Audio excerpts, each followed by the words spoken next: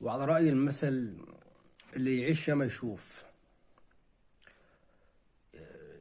في حاجات بتحصل في الكورة لا تدل على ان دي كورة اصلا. يعني النهارده لما تلاقي هجوم ابراهيم فايق على مرتضى منصور، علشان المستشار مرتضى منصور شتمه. يعني والكلام ما بقاش كورة اصلا، بقى ايه، بقى سب وقذف وشتيمة. يعني النهارده ابراهيم فايق طلع كتب ايه: انت جعجاع وأونطجي وده اخرك. وصلت من العمر 80 سنة، وهتنزل القبر قريبا، وهتشوف فيها نار دعوات كل الأمهات اللي انت خضت فيها وثبتها.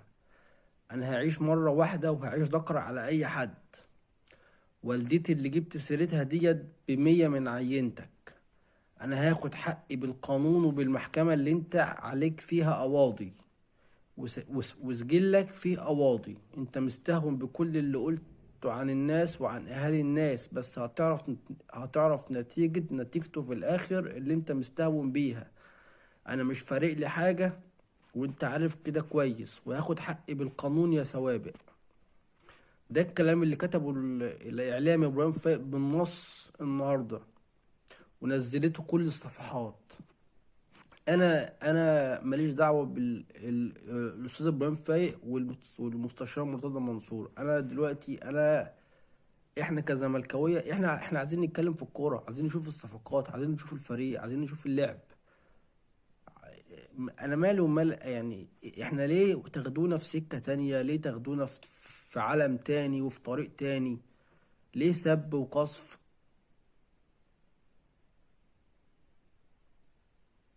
هي مش مستاهله، مش مستاهله. اللعيبة بتقبض على قلبها قد كده، بتاخد ملايين قد كده، بت- بتخسر وبتضيع بطولات ومش فارق معاها. يعني مش فارق، يعني ده أكل عيشها.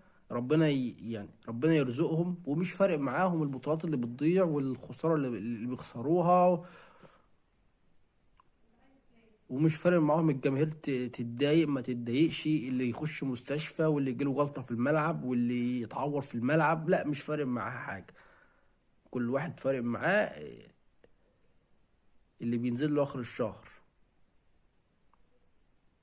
احنا بقى بره الكوره، احنا ليه نشتم وليه ده يقل ادبه على ده، وده يخش يتكلم على ده، وده يفتح بقه على ده؟ ما هي مش مستاهله. هي مش مستاهله.